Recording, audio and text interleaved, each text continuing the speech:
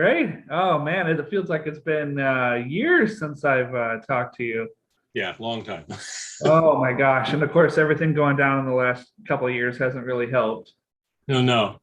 But man, it's so good to see your face, and I'm glad everything's going pretty well. I'll go through the whole spiely stuff here at the top. First of all, welcome to Make Your Own Fun. I'm here with Thomas R. Thomas, poet, and I'll just say that the most recent books that I've got written down for you are Schrodinger's Cat, right? The collection of chapbooks, right? That's coming out soon. Oh, soon. Okay. And then I've got Three on a Wire. Um, are I wasn't exactly sure. Are you kind of behind Arroyo Seco Press? Is that you? Yeah, that's just me. I don't put my Okay. name I on it, wasn't sure but exactly how to phrase that. So I don't know if you wanted to kind of, we can plug it later, but if you wanted to talk about that off the top, because Kevin and a few other great writers, I've had the pleasure of kind of reading some of those books. So I think that's great that you're doing that. So I wanted to say that off the top here. sure.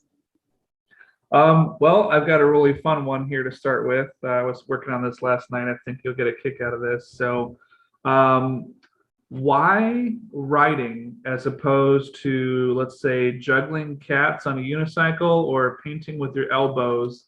Why do you think writing is like what you feel like that has to be your form of expression? Well, your examples are perfect because I'm very clumsy, so I couldn't do those things. I tried juggling, and my wife has some humorous, fun looking at me when I was trying to learn how to juggle with a book about juggling, humorous book about juggling. My son did it and, mastered it right away. Maybe it's that whole like magic of childhood thing where it's like, when no one's watching, you're a pro, and then as soon as somebody comes in the room, it's like, just everything falls. I drop them when nobody's watching. Fair enough. I was trying to give you a little. Yeah, but writing, I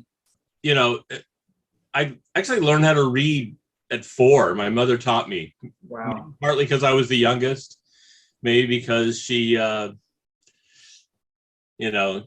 maybe saw something in me, or I don't know what, but she taught me how to read at 4. And it kind of almost backfired a little bit because I was just way ahead and bored in school too. A lot of sitting around waiting for the other kids to catch up.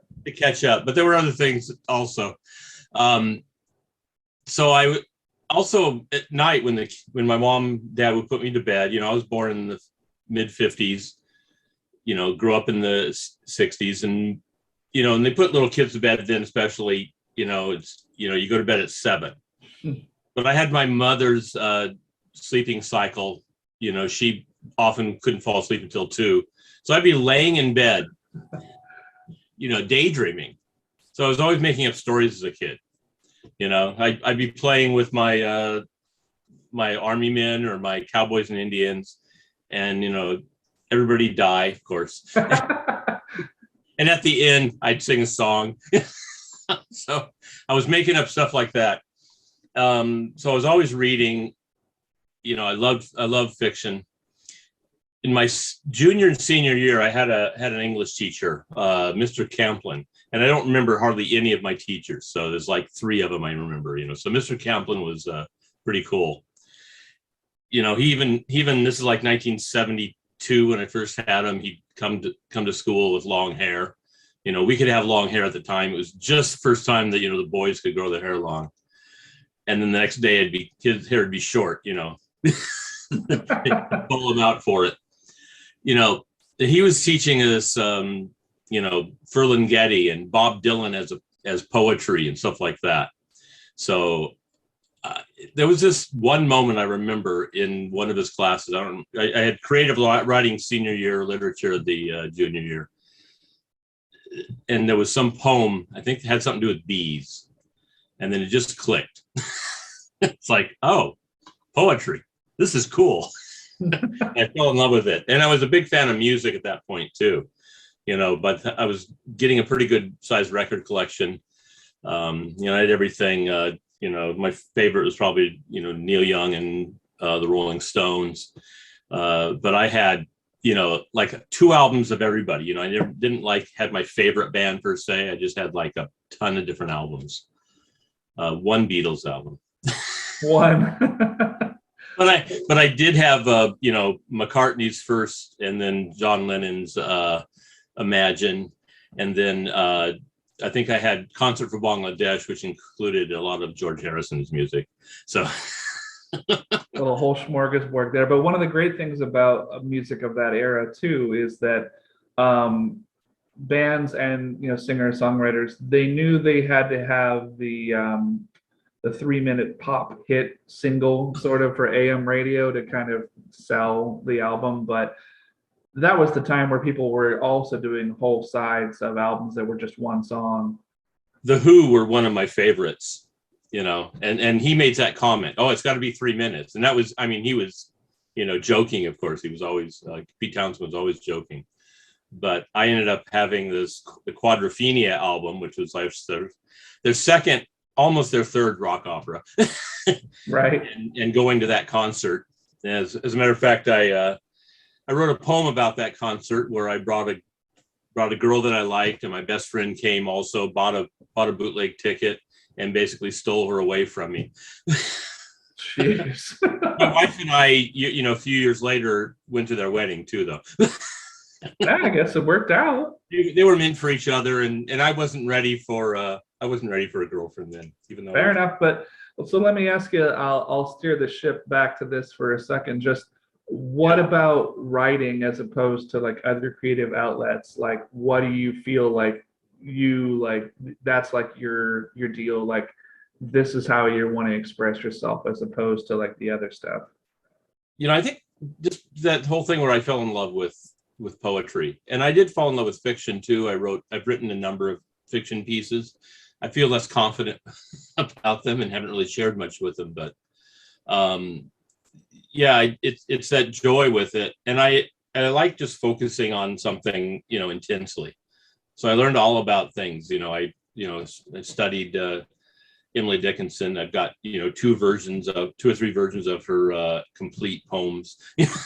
She's a badass, because I was talking to, I think it was Chelsea Clammer a couple of weeks ago, and I was saying, like, who else could get away with ending a poem with a dash?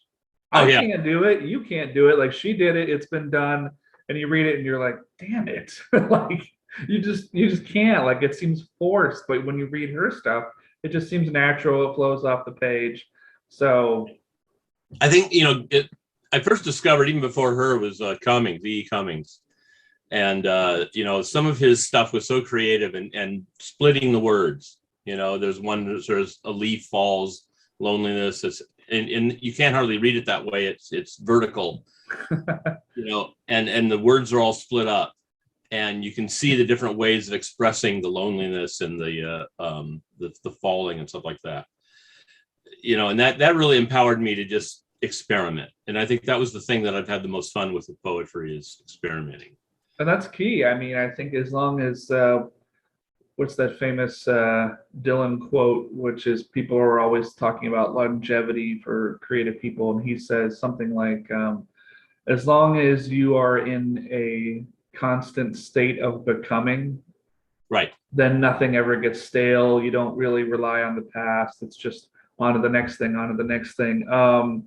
So do you remember how you were introduced to local writing when you were younger? Probably not when I was younger, though. Okay.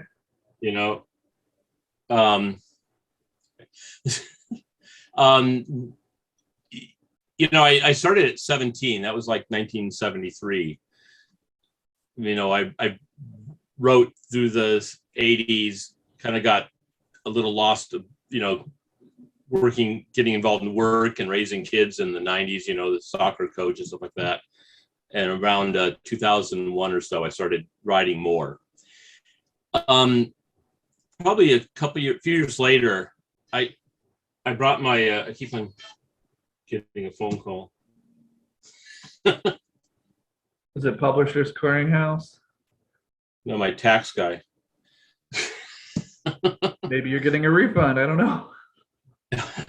No, I had to pay. But my think it was like, yeah, 2004. My son was going to prom, and I needed to give him a ride. So, he and his date, I was their chauffeur. So I dropped him off at the restaurant, went to the Barnes and Noble in Long Beach. And this is actually where Murray Thomas had his readings there. So there were local poets in there. So I went to the poetry section, because Barnes and Noble, Borders, remember Borders? They didn't have the local poets. They had all the well-known ones, right? The poet laureates, etc. And a Donna Hilbert book was there. So it was one about losing her husband. Ooh. So I picked up that book, and I read it that night. I went to see, I think, Shrek. read the book. Stayed up all night with my son and his date. They went bowling and and we went to bed. Went home finally at 4. And I read that book, and I was introduced to Donna that way. And then a few years later, I got to know her on Facebook. I started posting some short poems. I was writing haiku length poetry at that time. So we kind of made casual friends with that. And then they started a reading in Long Beach called the Hump Reading someday. Kevin Lee was at the Borders in near the beach at Long Beach, and I went there because Donna was the first one, and that's where I started meeting the local poets. But it was like maybe 35 years after I started writing. I mean, it happens how it happens, though. I mean, everybody's got a different experience, so there's no right or wrong way. And no, I mean, sometimes people get introduced because somebody they know is a singer or a guitar player, or they're going to try something out at an open mic, and then they hear or they see a poet read something, and then it's just they're caught off guard, because I think a lot of the country has a preconceived notion that an open mic is just music or stand-up comedy. Yeah. So, I know when I moved to California and I started going to open mics, I was thinking, like, people just stand up here and read things? Like, this is a thing? And then, but gradually when I started doing my own stuff, it was like, well, yeah, this is a thing, so get ready. I think a little before that, I found out about the Tabat Bach reading in Huntington Beach at Golden West College. So I went there, and it was a nice reading because, she turned the lights off. It'd be nice and dark. So like for the first 6 months, I sat in the back and didn't read in the darkness. Yeah, hid in the darkness, and then went and talked with the lady who sold the books, and then after 6 months, I started reading my poems, but all my poems were short, no titles. So I'd read like 3 poems, and in 30 seconds, I'd have all 3 poems read, and they would think, well, that's a strange poem. Well, I mean, did you do any preamble about it being like haiku or anything like that? Oh, talk about it? Oh, no, not at all. So then that was probably on top of that, they were like, all right, well, thanks for that. Yeah. So I learned, the one lady who was doing the selling the books, she'd say, well, figure out a way to like, I don't have titles because usually people say, oh, this is called this, figure out a way to introduce it or pause between it or something like that. I never tend to do introductions. I don't know if you've ever done this. You go to a poetry reading, you get inspired by some of the poets. Oh, yeah. So, you write a poem then, right? I've written the poem and read it. But I never tell them when I've written the poem. A lot of people do that, I think, kind of in a way of saying, well, if you don't like it, it's still new. Right. I tried to, I started going to readings. I started to write before I come to the reading, so the poems would be something new. I didn't want to keep writing the old ones. And also I just enjoyed, the whole process of writing was my favorite part, So, I hated reading. It's like I get a punch in the stomach every time I need to read, Well, especially with new stuff. I mean, you've been doing this long enough too that that you can always pull out those, what I call like war horses, that are going to get a reaction that if you're doing like a whole feature set, it's, all killer, no filler.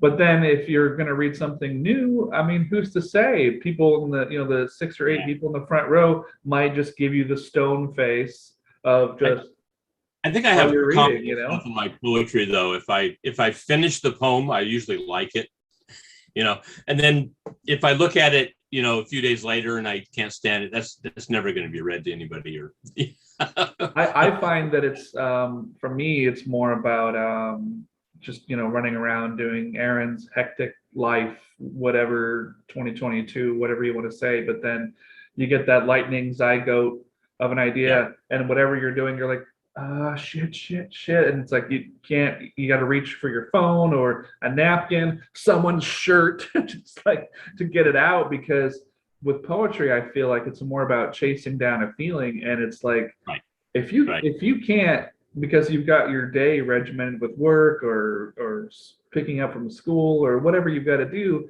it's like you can't, sometimes you can't just swerve out of your life to have that 10 minutes to write the whole thing down. right. So I find like the older I get, the more I have to like schedule time with me Oh, to like, now is my creative time, ringer goes off, building's burning down. That's fine. They'll put it out. That's what the fire department's for. Let me just finish this fucking thing.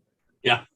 I write pretty quickly, and they tend to be short, so I can usually get them out. I have a lot of starts that never get stopped either. Once you get caught in it, it's like, okay, there's no inspiration for the rest of that. Oh God, if you get an interruption, like a phone Oh call, yeah, but maybe it was something you're waiting for and you have to take the call, or somebody, something happens out of the blue, and then you go back to it, and I call it like the dead fish kind of scenario where you're that going like, happens a lot. Yeah, well, I have that flow. what was I? The worst time is in the shower. You can't grab the phone or a notepad. My wife used to be careful about not throwing away any scraps of paper or napkins because there might have been a poem or a start of a poem on it. Yeah, I remember when I lived in Inglewood, I used to use a lot of post notes and just kind of put them on door frames or on the fridge. And she'll be embarrassed by this, but my daughter used to just take them and just go off and make little planes or little animals with them. And I'd be like, "Where's this?" She's like, "Oh, I got bored. It's in the trash." I'm like, because I would have already taken the trash out like, the day before. I'm like, ugh. But I, let me ask you this: do you remember your first like open mic experience where it wasn't in like your home base or your home city, like where you went somewhere else where you didn't know anybody, either as a feature or just like reading the 5 minutes? I've had a few of those. Blanking on who it was. um, there was one I did in Santa Monica. I think Peggy DeVere was doing reading there, so I did a reading there. Then somebody else came up to me and said, "Oh, I've got an opening for a reading," so I went and did that. I think to me it's always been nice to have people that you're reading to you feel comfortable with. But usually I just I'm so nervous no matter what anyway. So a strange crowd doesn't bother me anymore. Yeah.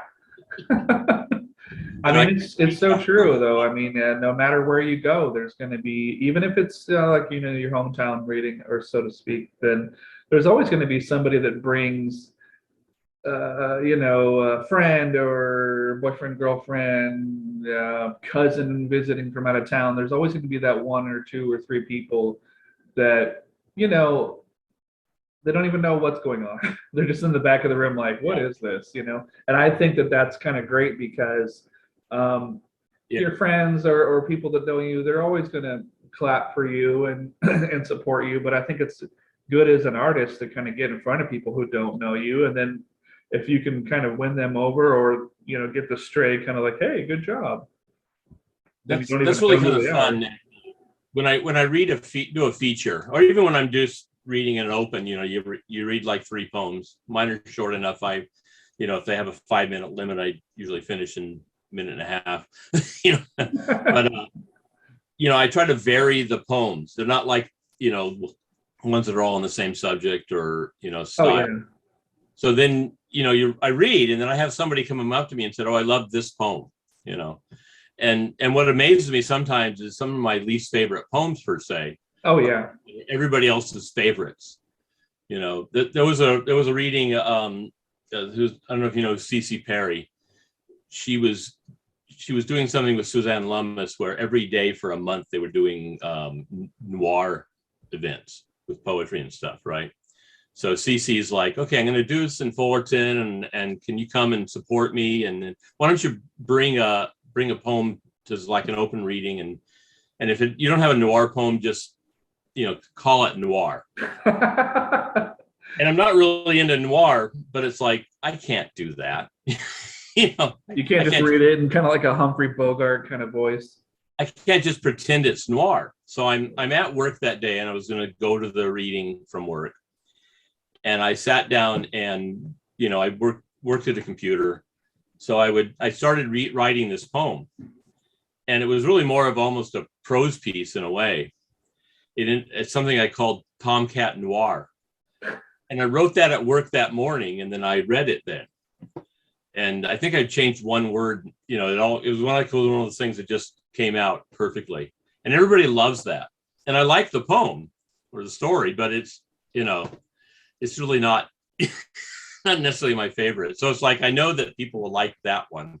I can pop that one up, and there's a few other ones that'll get some intensity to it. I have one called Knife Gun Pill, and it's about a friend who took her life. So it's very intense, and there's kind of anger in it. And I even kind of broke I have a few rules of poetry that I try for. Start the poem strong, don't lose them in the middle, end it stronger, right? That one, it was really powerful in the middle, and the ending was weak. And when it got published, they actually dropped the ending. I don't know whether it was accidentally or, hey, that wasn't very good anyway. So, so I said, "Oh, you dropped the ending." That happened too before, where an editor was like, "We like this section. We'll publish this." The other, I remember it was like a 25 or 26 line poem, and they end up, I think, publishing like the middle, like 7 lines. And I'm like, okay, sure. The first poem I ever got published was like in the 80s. It was some magazine, and they dropped there was like 4 parts to it, and they dropped the middle section. They said, well, they didn't like it, and I think it was just because it fit. Like that little strip section on the side of the page, right? It fit the space. So it's like, that was my first experience of, you're wrong, I hate you, but I'll take the $25 anyway. I mean, no one's going to turn down a publishing credit. No one's that like high and mighty that, can say no. But so this is something that's kind of been going on, in the last few years. But I'll see how you feel about this. Do you feel that poets are obligated to comment on the news of the day?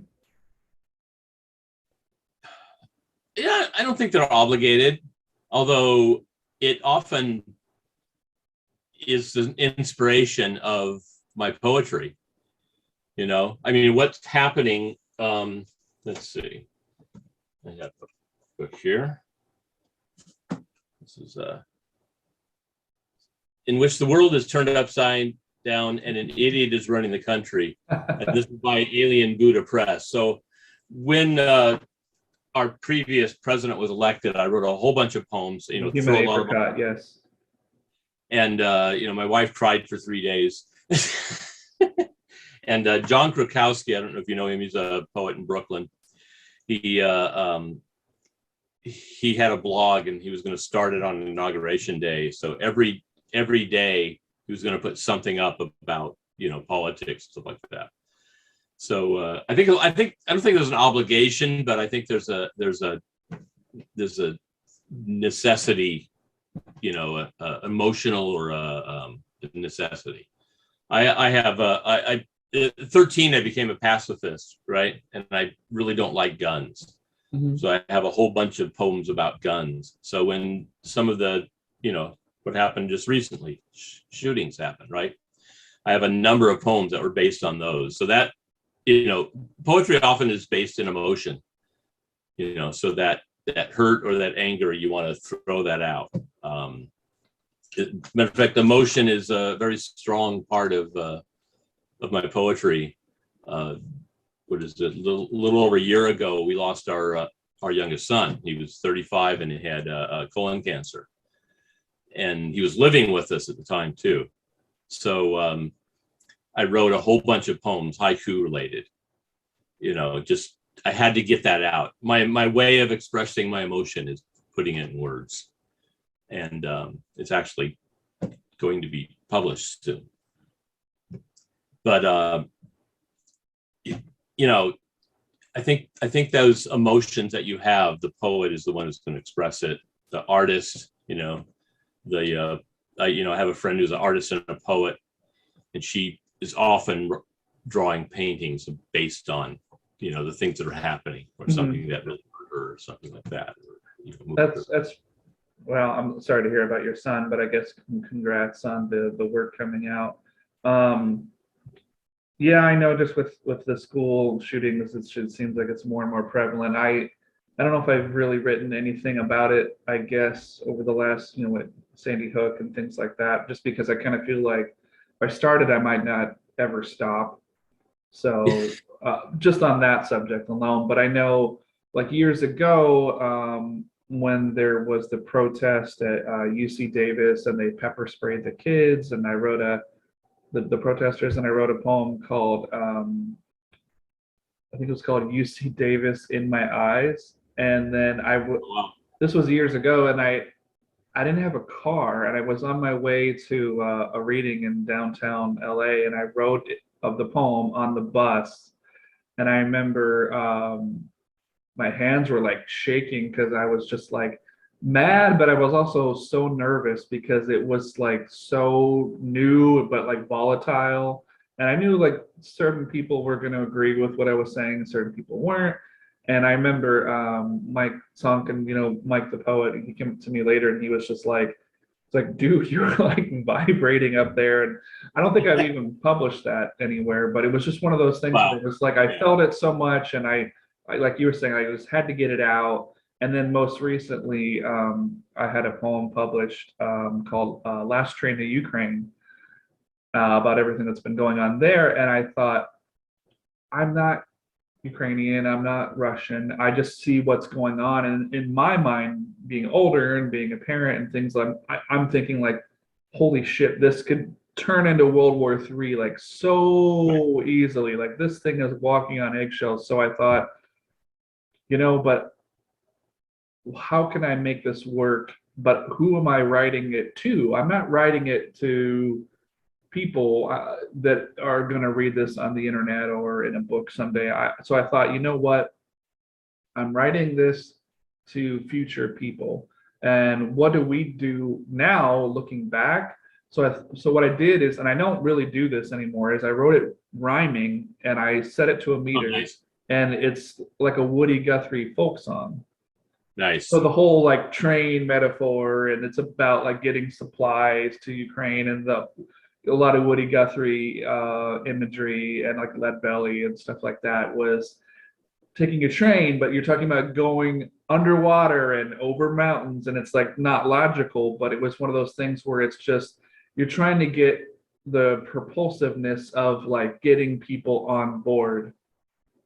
Yeah, and that the kind of idea, the emotion isn't always logical. You don't worry about logic.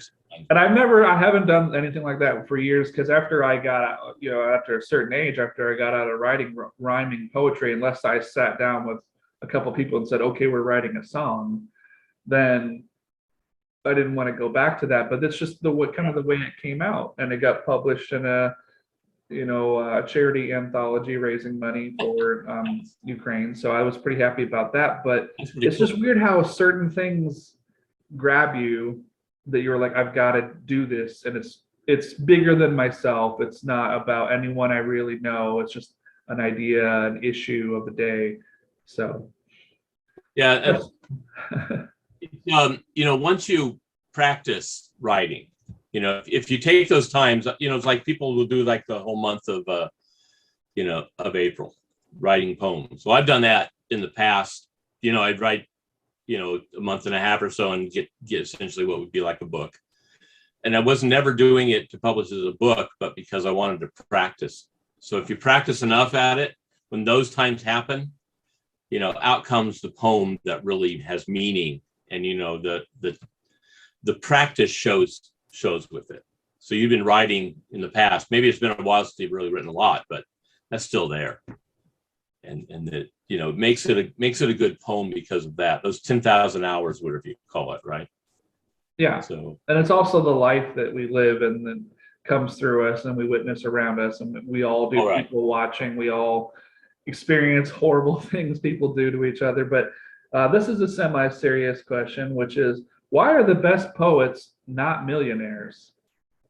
I mean, we were talking. I'll relate it back to what you were saying earlier about, you know, going into the bookstore and the quote unquote, you know, classic tomes. It's always the complete works of so and so. Well, yeah, this person's been dead for 150 years. It better be the complete because they're not writing anymore.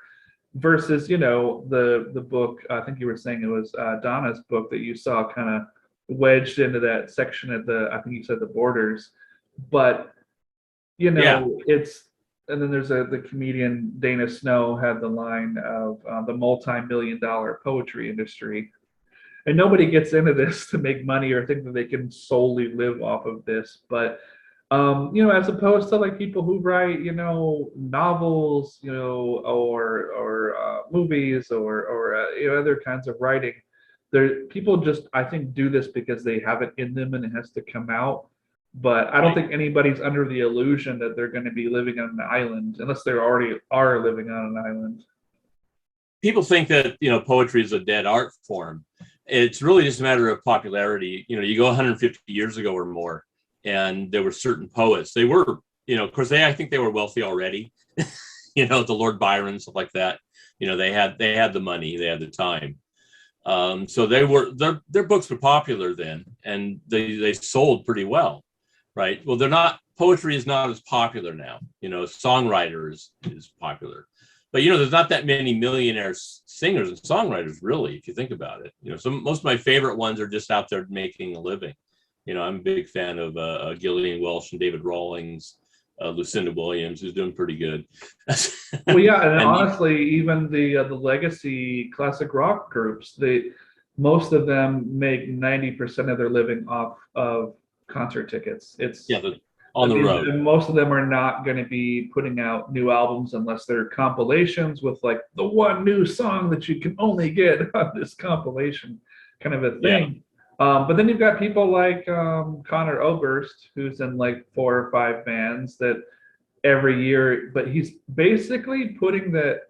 Not that he's not a great songwriter, but I almost feel like sometimes that if he's not putting it out under his name or the Bright Eyes name, these other groups, it's kind of like CDs or downloadable music is almost become, for rock groups anyway, promotional for the tour. It's like we've got to get something out to push the tour. A lot of people just can't help but write, you know, and I'm not interested in, you know, getting rich at it. I think I have a poem basically that says, you know, how you know, why did I choose, you know, the least profitable art form? You know, even artists can make some money selling their art, you know, but poetry, you know, I've got stacks of books here. Of course, I have to go to readings. You know, I make fairly decent money if I go and sell the books that I've published or the books that I've written.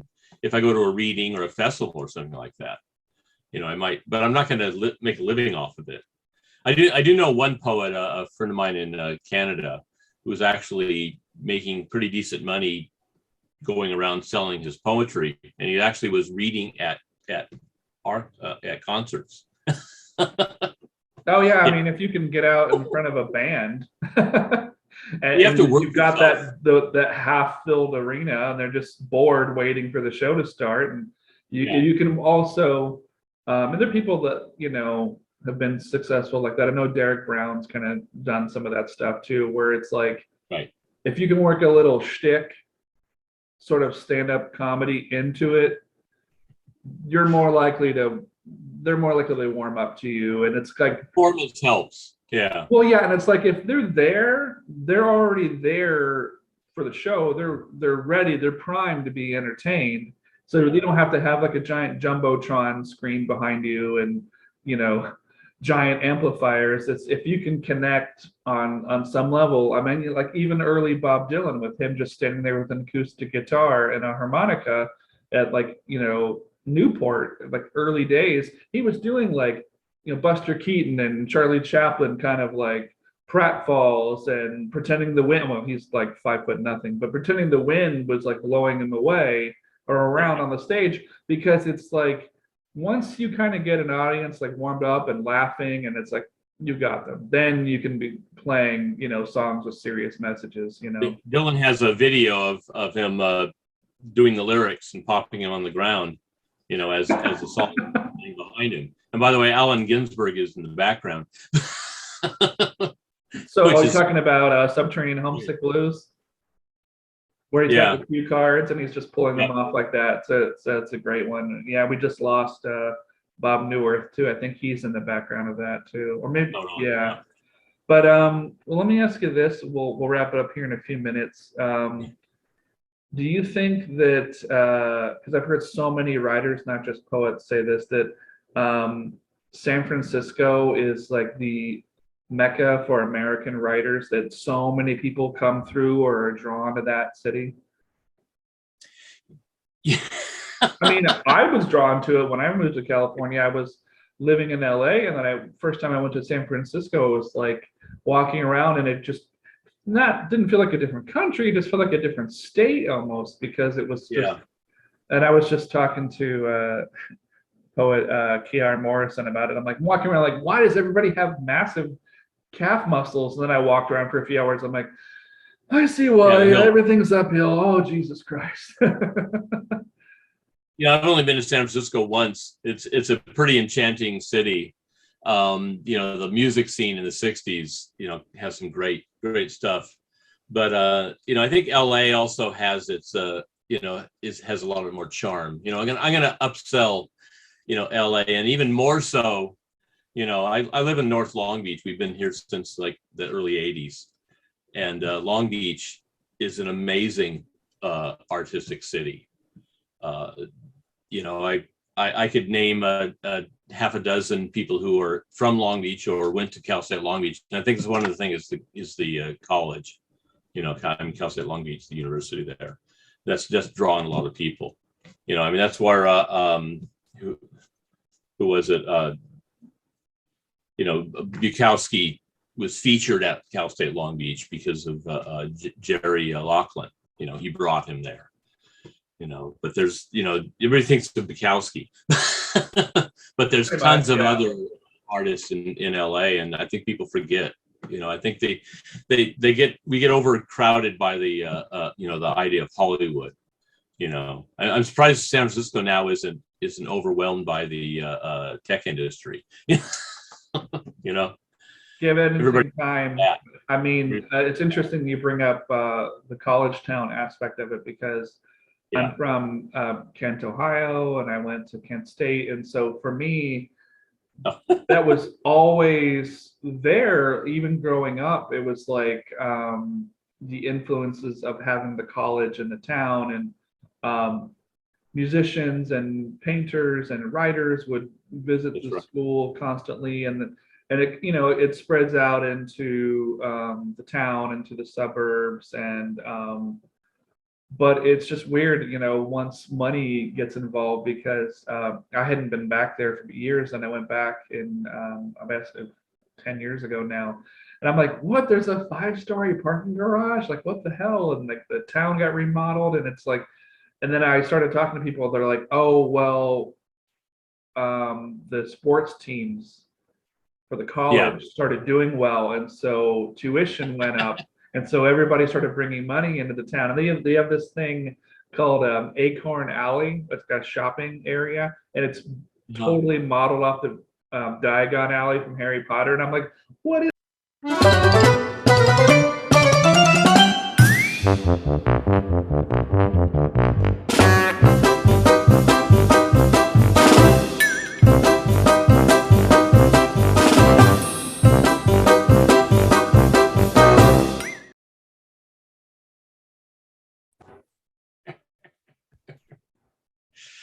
sorry about that.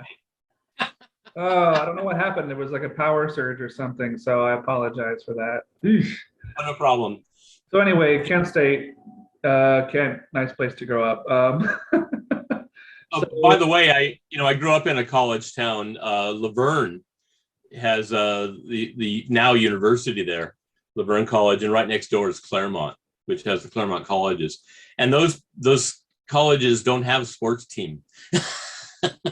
oh, They have a lot of them. when I went to Kent State, They didn't then. they were horrible. Like their teams were so Yeah. bad that in my freshman orientation, which was like, once a week thing, you'd go and they'd talk about campus life or whatever. And the the woman in charge was just like, just take 2 tickets to the stadium. Just take them. Just give them to your friend or your family. Just take them.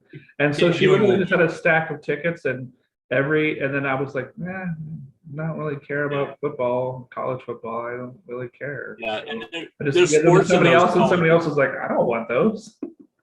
There's sports in those colleges, but they're not well known for them. And there's a lot of great art in both of those areas. In Claremont colleges. My brother, lived there forever, and they have a music store there. That's now I'm blanking on his name, but owned by a famous singer because his grandparents started it. And a lot of famous acts have gone through there, and they have a music open mic there. So there's a lot of art in there rather than sports and money and stuff like that. So it's kind of I know the vibe. I love the vibe. Yeah, and I find that in traveling around the country that it seems to be that people who grow up in college towns are a lot more grounded, because I think the world kind of comes to them through the college versus like a small town or a big city where it's just the kids are told like, don't go outside, like don't go outside the apartment, like the bad world will get you or something. Whereas a college town, everything is open and free flowing and ideas are always in motion. So let me ask you this about everything that's been going on in the last 2 years and things finally kind of opening up again. Do you have any advice you'd want to give, either to people thinking about going to open mics, or maybe even people thinking about starting open mics? Like, what advice would you give to revitalize the open mic and kind of public reading community? Because I think people are still kind of concerned about, COVID, but we've had our shots, and I don't want to say it's going to go away. Hopefully it'll devolve into like a once a year flu shot kind of situation. I don't know.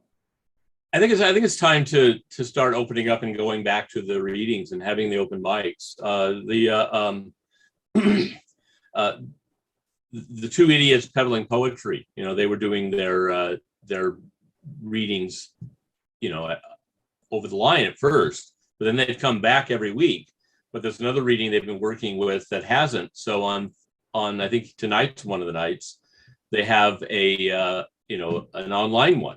So I think that kind of a hybrid thing works really well. You can even have broadcast your reading while it's going live, so people can actually be there. Maybe they won't be. You can open up for maybe open mic from far away. And well, I think if you've been to that reading, because somebody else asked me this question, I haven't been there for years, but I think they've put some video online on YouTube of the readings recently. And I think that some people were asking me because they see people wearing the masks. They were like, oh, well, was there a COVID case at the Ugly Mug, or was that more like the owner of the venue themselves was saying, well, you can come and do your reading, but you guys still have to have your masks on? I'm curious why they've done it. I think they're just out of caution. Okay. Yeah, I don't know. I haven't been, but I don't know. I think one thing I've liked about the Mug, I was featuring, about once a year for a little while, and they started actually recording the features.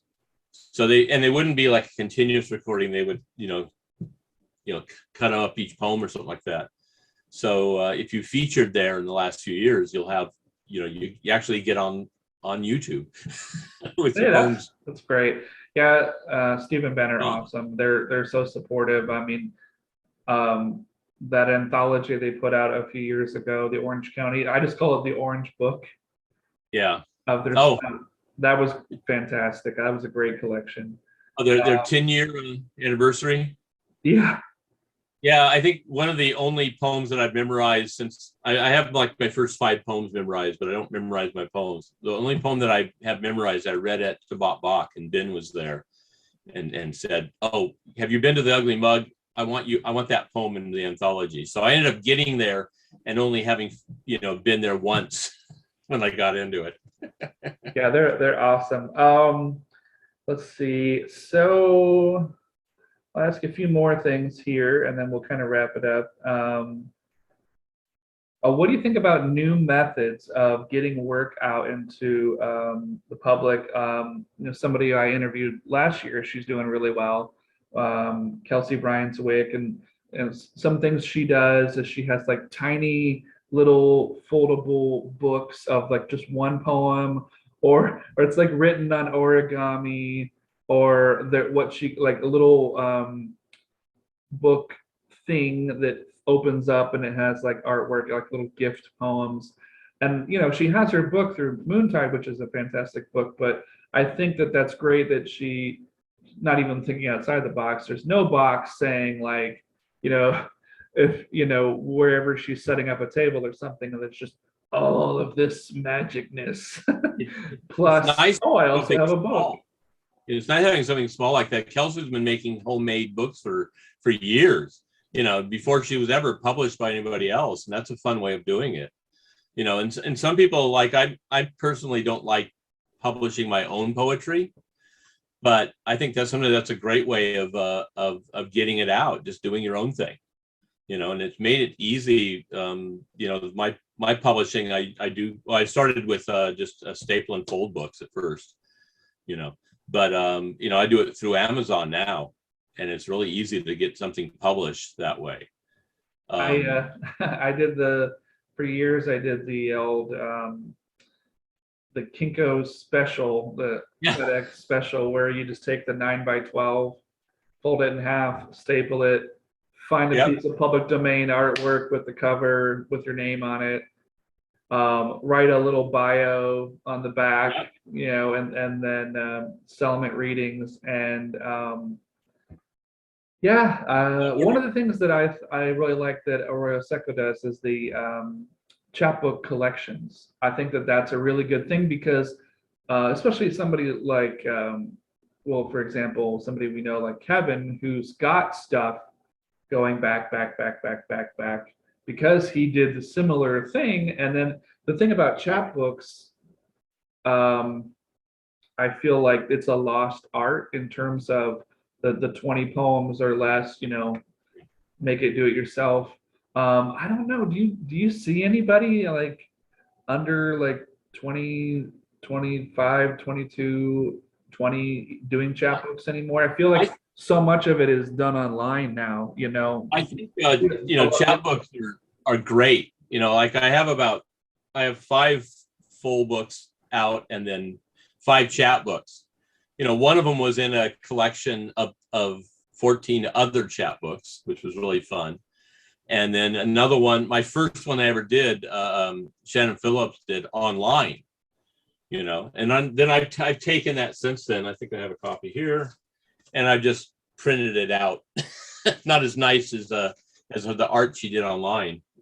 And sometimes I just like the chapbooks. You can even just give them away, So I have 2 that were published in England, and this is what I did with that one. Let's see, that one upside down. Oh, upside down. And these were done in England, and they're just a basic staple and fold. They make 25 of them, and it's out. And with that one, I actually did what I call ridgewaying. Follow Kevin Ridgway. Right. Well, but I mean, I guess Agree what I'm there. trying to what I'm trying to say is that I've noticed, in getting older, and maybe it's just my own perception of it. It just there doesn't seem to be, and I don't know Kelsey's age, but I'm guessing she's not a teenager or in her 20s. And I just noticed there's this shift away that I've perceived anyway from chapbooks, where a lot of younger people, they just don't want to do it themselves. They don't want to do chapbooks. There's a lot of get famous now, or what I call celebrities' faces on cookbooks kind of thing. That's kind of a shame. I think people, it gets back to, now I can talk about why I publish. Because I would go to open readings and I'd have people who were reading and they didn't have any books or anything, but they had wonderful, wonderful poetry. And I think the chapbook idea was a great way of doing it. And it doesn't have to be in something you hold your hand, or, it can be online. John Brandingham's doing something this month, and he's started this month, and he's going to go on forever, where he's got 2 or 3 poems or stories or art or whatever a day that go up, and giving people opportunities to go that way. There's so many different ways with a computer and the internet. I think that's really opened up the market as to how you can express yourself. But to me, I started publishing because I wanted people to say to themselves, I am a poet, I am a writer. And the only reason I wanted to make sure that they had something in their hands was so that would confirm to them that they have something. Validation almost, yeah. I like the physical form. And that's why I started publishing. I'd already gotten a little bit published myself, 2 or 3 books. And I wanted to now share that experience with somebody else. And, that's why I publish. I think there's not a lot of money in it. Some people, I think I've broken even. Last year I retired. Well, I stopped working when COVID hit, and I retired this last year. And I realized that I put out 9 books with my Arroyo Seco Press. And my tax man saying, oh, what were your expenses? I told them how much I made from Amazon. I said, what are your expenses? So I added it up and I'm going, $1,500. Oh, I spent that much money. And I looked, oh, I got $1,500 from Amazon. So it kind of broke even. And I think I've added, made it a little bit extra. It's not something that you make a living at, but at least I'm not in debt over it. That's key. So although I wanted to be a little in the red at the beginning anyway, so yeah. So let me ask you, what are you working on now? What's on the near horizon for you? I think right now I'm kind of in one of those river eddies. I'm not really moving forward right now. But I'm always thinking. So as far as like writing, I haven't done anything yet, but I have some ideas. I wanted to write some kind of like a fiction piece with a lot of little stories with it that it would go on. There's a name for them, but my mind blanked on me. So I've been working on that a little bit. I might go back, and I've written a couple of novella length pieces that nobody's read. I might go back and get it out there, Oh yeah. I need to push it. And now I've gotten, I've got my 5 chapbooks together with Schrodinger's cat. That's with Kevin. That's a great cover too. Dark Heart. You like that one? Yeah. And this Dark Heart Press with Kevin Ridgway. So and I did that with him too. He had his 8 chapbooks at the time. 8. So wow. That guy is yeah. He's a little machine. I put out. So I said, hey, Kevin, let's put it together. So I did 4 for the first one and 4 for the last one. And he looked at him and he goes, my later poems are so much better. than my earlier ones. It was a nice way to have that retrospective and see where he's grown. So so I've been working on publishing, helping a lot of people with that. One reason I retired is my wife is bedbound, so I'm here to take care of her. So I do spend a lot of time just working on that. But something hits me, it might just come, or I just might decide, I need to start writing something, and I just do it. I do that every once in a while. You ever had this experience where it's like, oh, you have some energy and you have an idea and you start working on it, and it's like, that didn't work. Oh yeah, it happens all the time where it's like you've got this great idea and you get like 2 or 3 stanzas in, and then it just peters out, and then you're like, I'm hungry. I usually work on broader concepts. Like, okay, I want a collection of poems, enough for a book or something like that. And I go half a dozen into it, and it's like, okay, that's not, it's not working.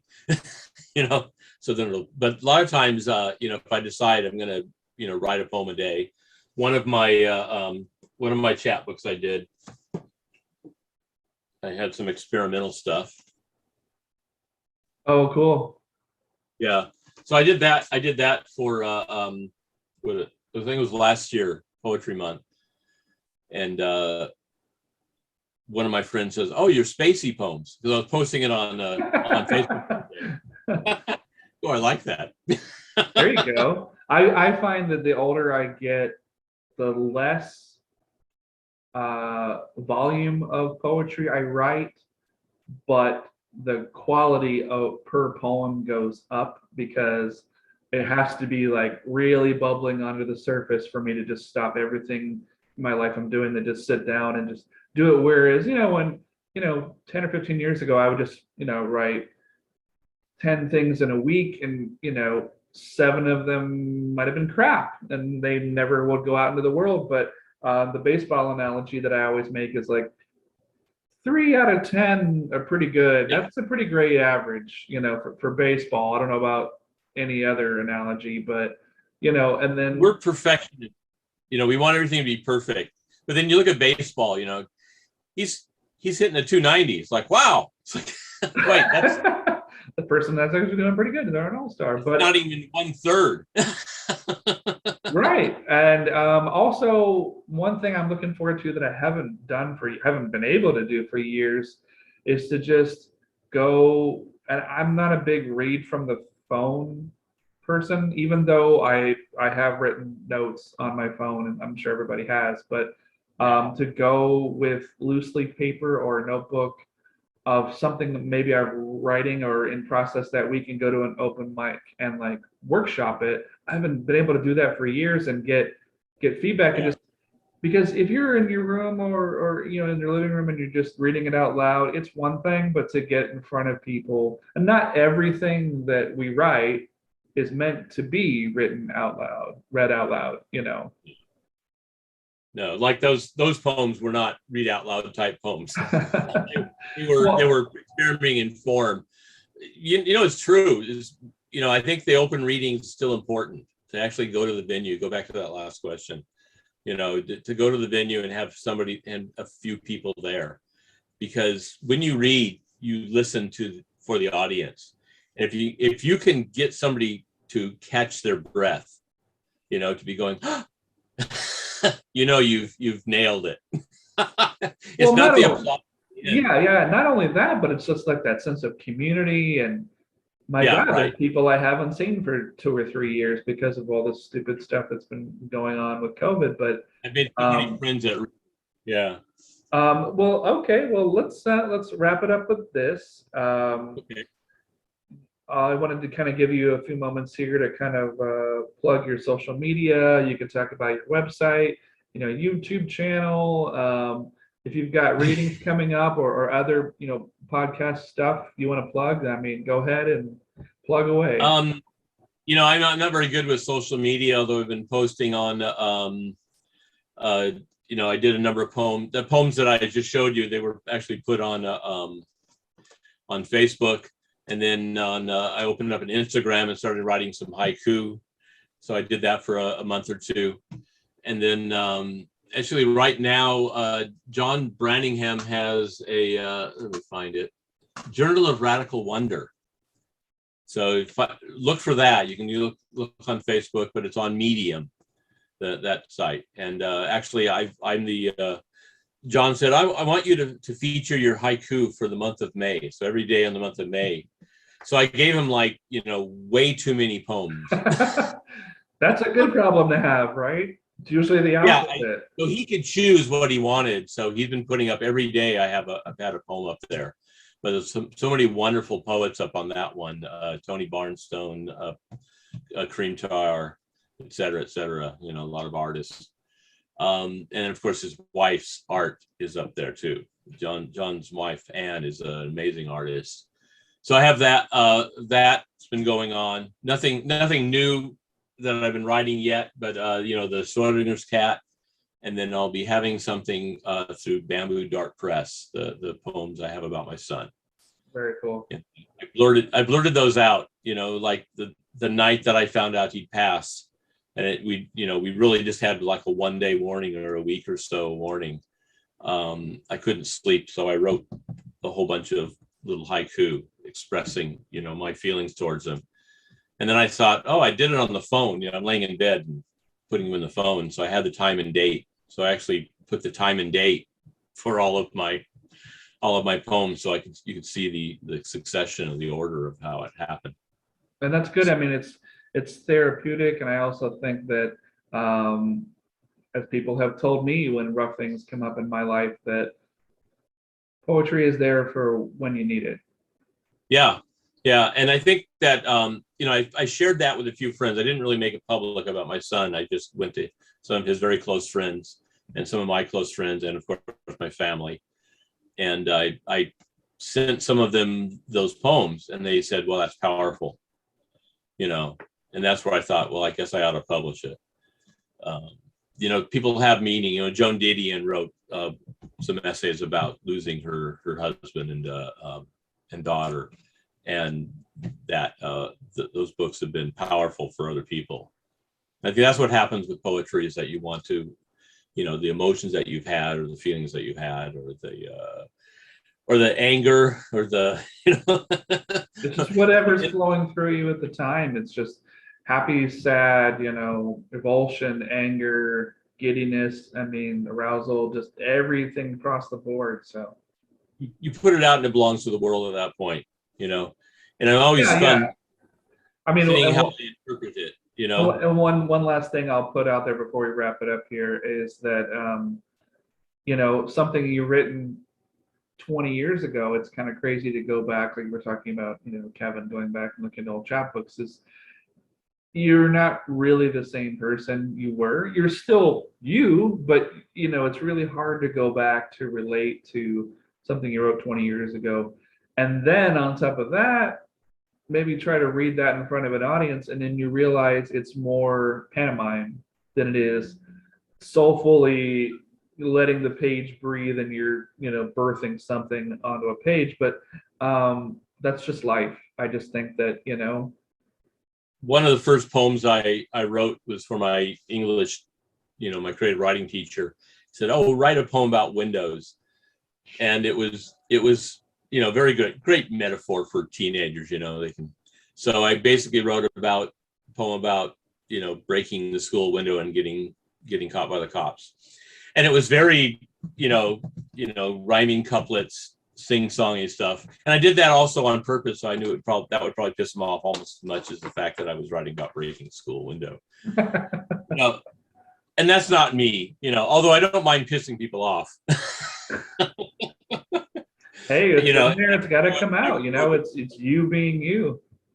Yeah, I would never broken the window, but that kind of pissed off attitude, is not really me anymore. That's all. But there's also that fantasy element, like Secret Life of Walter Mitty, where it's like, oh man, if I had my druthers, and if I had, this is what I would do, and then it's just Stephen King killing off a bunch of little old ladies with zombie apocalypse. I don't know. I think I had more fun writing about it than actually doing it. It wouldn't have, one guy I know ended up burning setting our library on fire. Oh shit.